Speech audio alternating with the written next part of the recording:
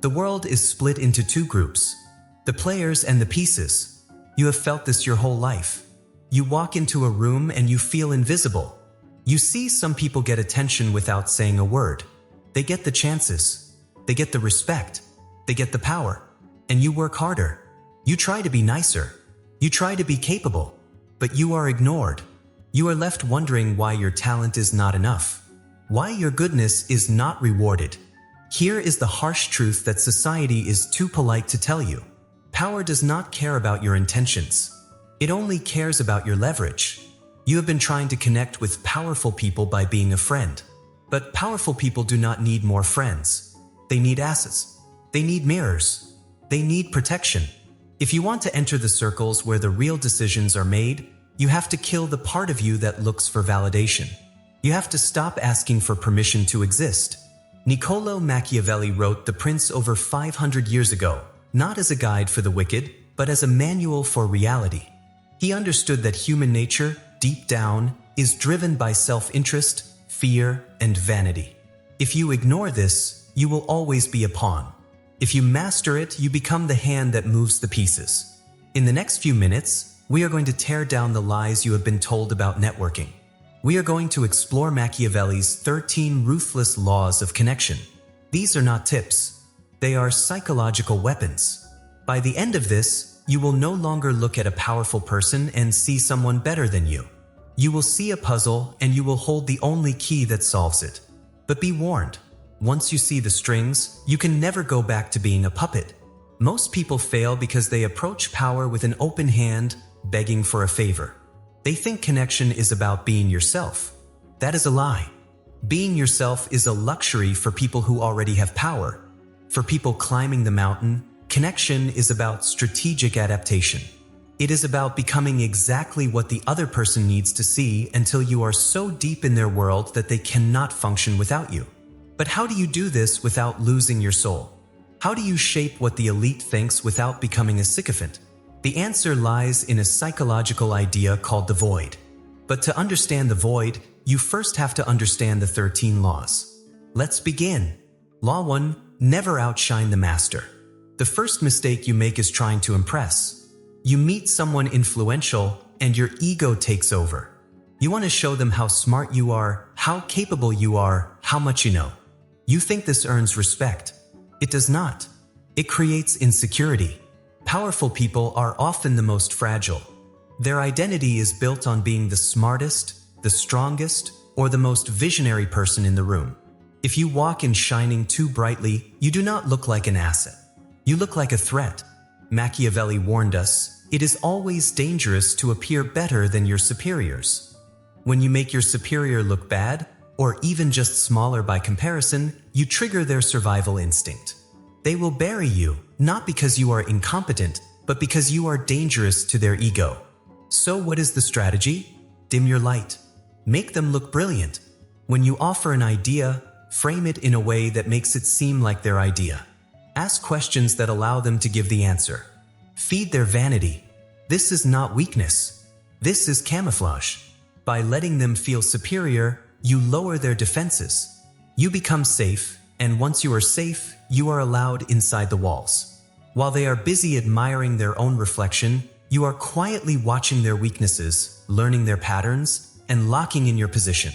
Let them have the glory. You take the influence. Law 2. Conceal your intentions. A predictable person is a controllable person. If I know what you want, I know how to use you. If I know you want money, I can buy you. If I know you want praise, I can flatter you. Most people wear their desires on their faces. They walk up to powerful people, and their eyes scream, I need something from you. This reeks of desperation, and desperation is the ultimate repellent. To connect with power, you must be a cipher. Machiavelli advised, keep your friends close, but your intentions closer. Be unreadable when you enter a room. Do not reveal your endgame. Talk about everything except business. Talk about art, philosophy, their hobbies, the wine, anything that makes the interaction feel human. Make them wonder why you are there. Mystery creates attraction. When they cannot figure out what you want, they become intrigued. They start to project their own desires onto you. They start to chase you to figure out the puzzle. Never show your cards until the pot is yours. Be friendly. Be open. Be charming. But keep the core of your ambition locked in a vault where no one can see it. The less they know about your motives, the more power you hold in the negotiation.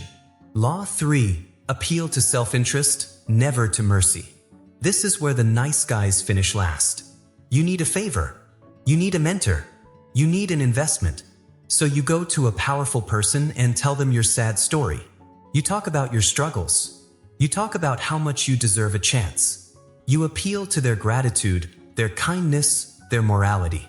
And they might smile. They might nod. But they will do nothing. Because mercy is a burden. Powerful people are busy. They are constantly hit with people asking for help. If they helped everyone who deserved it, they would be bankrupt and exhausted. Machiavelli was very clear. It is better to be feared than loved if you cannot be both. But in the context of connection, it translates to this. It is better to be needed than liked. Do not ask for favors, offer transactions, but disguise the transaction as an alliance. Find out what they need. Do they have a rival they want to crush? Do they have a problem they cannot solve? Do they have a vanity project that is failing? Position yourself as the solution to their pain. When you speak to them, do not talk about your needs. Talk about their interests. I see you are struggling with X. I have a way to fix it that will save you time. Now you are not a beggar. You are a partner. Self-interest is the only language that is understood everywhere. Speak it fluently, and doors will open. Law 4. The art of strategic absence. We live in a world of too much availability. You answer texts instantly. You say yes to every meeting. You are always there. You think this shows dedication. It actually signals low value. Economic law applies to human behavior. Scarcity creates value. If you are always available, you are common. Common things are cheap. Powerful people respect time because it is the only resource they cannot buy more of. If you give your time away freely, you are telling them it is worthless. Machiavelli knew that a prince who is seen too often becomes ordinary. You must learn to withdraw. Be warm when you are present. Be fully engaged. Make them feel like the only person in the world. And then disappear. Do not answer the phone on the first ring. Do not be available for coffee next Tuesday. Have a life. Have a mission. Have a schedule that does not revolve around them. This does two things. First, it proves you are a person of value who has other options.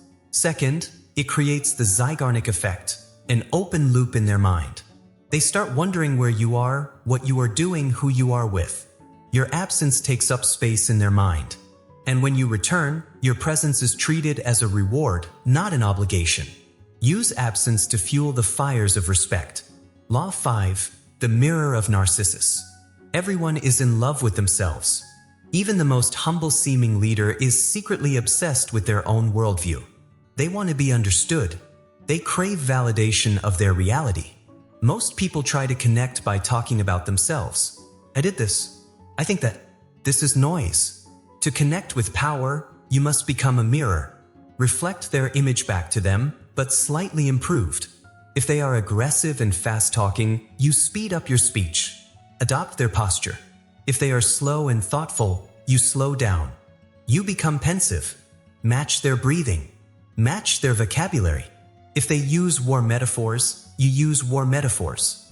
If they use sports metaphors, you use sports metaphors. This is not just mimicry. It is neurological synchronization. When you mirror someone well, their subconscious mind labels you as same. He's like me. Therefore, I can trust him. Therefore, he's smart. You are bypassing their logical brain and speaking directly to their reptilian brain. People do not want to be challenged. They want to be confirmed. Be the confirmation of their brilliance. When they look at you, let them see the best version of themselves staring back. They will become addicted to your presence because you make them feel understood in a way no one else does. Law 6. Become the gatekeeper of information. In the old world, land was power. In the modern world, information is power. But not just any information. Secret information. Powerful people are often isolated. They are surrounded by yes men who tell them what they want to hear. They are starving for the truth, starving for the pulse of the streets. If you can be the person who brings them valuable, unfiltered intelligence, you become indispensable. You become their eyes and ears. Did you hear what the competition is planning? I found a flaw in the system that no one is telling you about. There is a shift in the market that you need to see. Do not be a gossip. Be an intellectual spy. Curate information that protects them or gives them an edge. When you trade in secrets, you raise your status. You are no longer an outsider. You are a conspirator, and there is no bond stronger than the bond between co-conspirators. But a warning, never reveal all your sources. Keep the monopoly on your information supply. If they can get the information without you, they do not need you. Keep the source hidden. Deliver the fruit. Law 7, the law of the useful enemy. Nothing bonds two people faster than a shared enemy. Sociologists call this in-group/out-group bias. We like people who hate the same things we hate. If you want to connect with a powerful person, find out what they despise. Do they hate inefficiency? Do they hate bureaucracy? Do they hate a specific rival philosophy? Do they hate the status quo? Align yourself with that hatred. Validate their frustration. I cannot believe how mediocre the industry has become. It is exactly what you were saying. When you validate their enemies, you validate their struggle. You validate their heroism. You are saying, I see the dragon you are fighting, and I am here to hand you the sword. Be careful not to be purely negative. It must be righteous indignation. We are the few sane ones in a world of madness. This creates a cult-like dynamic between the two of you, us against the world. And in the trenches of that imaginary war, deep loyalty is forged. Law 8, play to their fantasy. Machiavelli knew that people do not live in reality. They live in their fantasies of who they should be. The brutal seal wants to see himself as a kind father figure. The chaotic artist wants to see herself as a disciplined visionary. The insecure politician wants to see himself as a savior. Your job is to identify their fantasy and play the supporting role. If they want to be the wise teacher, you become the eager student. Ask them for advice. Let them lecture you.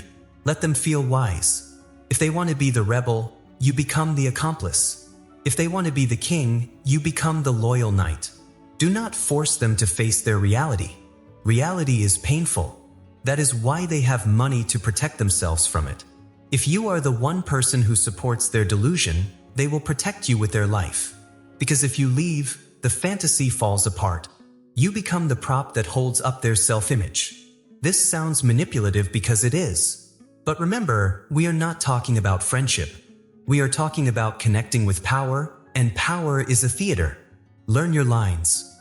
Play your part. Law 9, mastery of emotional alchemy. Powerful people are high-stress individuals. They carry the weight of empires, employees, and millions of dollars. Their inner world is often a storm of anxiety and pressure. Most people add to that storm. They bring problems. They bring drama. They bring urgent emails. To be untouchable, you must be the calm. You must be the emotional anchor. When they are frantic, you are slow. When they are angry, you are steady. You must learn to change their energy, absorb their chaos, and reflect back clarity. I understand the problem. Here is the solution. It is handled. Those 3 words, it is handled, are the most seductive words you can say to a powerful person. You are taking the weight off their shoulders. You become a sanctuary. They will start to crave meetings with you. Not because of the business, but because of how you make them feel. You make them feel safe. You make them feel in control. In a world of noise, be the silence. In a world of fire, be the water. If you can lower their cortisol, you can raise your price. Law 10. Assume formlessness. Machiavelli praised the fox for its ability to adapt. Bruce Lee said, be water, the rigid break, the flexible survive. When dealing with power, you cannot have a rigid ego. You must adapt to the situation. Some days you need to be aggressive. Some days you need to be submissive. Some days you need to be the leader. Other days, the follower. Do not get attached to a single identity. If you insist on being yourself, you will clash with people who do not fit your mold. Formlessness is defense. If you have no shape, you cannot be hit. If you have no shape, you can fit into any keyhole. Adapt to the culture of the person you are connecting with. If they are formal, wear a suit. If they are casual, wear jeans. If they drink whiskey, you drink whiskey. Remove the friction. Make it easy for them to absorb you into their world. The perfect spy is the one who looks exactly like the citizens. Blend in so you can stand out when it matters. Law 11. Create dependence. This is the ultimate Machiavellian law. Make yourself necessary to people above you. If they can replace you with a LinkedIn job posting, you are unsafe. You must weave yourself into the fabric of their success. Find a task that they hate doing, but that is essential to their survival, and master it. Take ownership of a client relationship that they cannot afford to lose. Hold the keys to a system that only you understand. Become the bridge between them and something they want. If you are the bridge, they cannot burn you. Do not teach them how to do what you do. Keep the skill rare. The more they rely on you for their peace of mind, the more power you have. Independence is a myth in networking. The goal is mutual entanglement. You want them to wake up at 3 a.m. and think, "My God, what would I do if you left?" Once you plant that thought in their mind, you have won. You can ask for the raise. You can ask for the partnership because you are no longer an employee. You are an organ, and you do not cut out your own heart. Law 12. Control the options. The most powerful person in the room is not the one shouting orders. It is the one who wrote the menu. When you present choices to a powerful person, do not give them endless options. That causes decision fatigue. Curate the options. We can do A, which risks X, or we can do B, which gains Y. Frame the choices so the option you want them to pick is the only logical one. This is the illusion of control. You let them make the decision so they feel like the king, but you built the road they are walking on. Machiavelli advised, a wise prince should rely on what is in his own control, not on what is in the control of others. By controlling the frame of the conversation, you control the outcome. Never ask open-ended questions like, "What do you want to do?" That is lazy. Say, "Here are the 3 paths I recommend. Path 2 is the strongest. What is your command?" You are doing the thinking. They are doing the authorizing. You are the architect. They are the signer. Law 13. Radical autonomy. And here we reach the final, most important law. The paradox that makes all the other laws work. To connect with powerful people, you must not need them. If your soul depends on their approval, they will sense it. They will sense the hunger, and they will treat you like a fan. Real power recognizes real power. You must build a sense of radical autonomy. You must have your own kingdom, even if it is small. You must have your own code, your own vision. You must be willing to walk away from the deal. The person who is willing to walk away holds all the leverage. When you sit across from a billionaire, you must know deep in your bones that you will be fine without them. You are not there to take. You are there to trade. This shift in energy changes everything. Your voice drops an octave. Your eye contact holds 1 second longer. You stop fidgeting. You become solid. And that solidity is magnetic. Powerful people are lonely because everyone around them is fluid, bending to their will. When they meet someone solid, someone who respects them but does not worship them, they are fascinated. Be the rock. Be the ruler of your own mind. Connect from a place of wholeness, not a place of lack. Take a breath. Let those laws sink in. I know what you are thinking. This sounds cold. This sounds calculating. This sounds manipulative. It is. But look around you. Look at the world you live in. Look at the structures of your company, your government, your society. Do you think they were built on hugs and transparency? Or were they built on strategy, leverage, and understanding human nature? You have a choice. You can remain innocent. You can cling to the idea that the world should be fair. You can stay in the passenger seat complaining about the driver, or you can grab the wheel. Machiavelli was not evil. He was honest. He looked into the abyss of human behavior and did not blink. He saw that we are driven by fears, by ego, by the need for security. To use these laws is not to abuse people. It is to understand them better than they understand themselves. It is to speak to their shadows, not just their masks. When you apply these laws, the dynamic shifts instantly. You stop being invisible. You stop looking for a savior and you become the strategist. You realize that powerful people are just players who learn the rules earlier than you did. They are waiting for someone real, someone who understands the game, to walk through the door.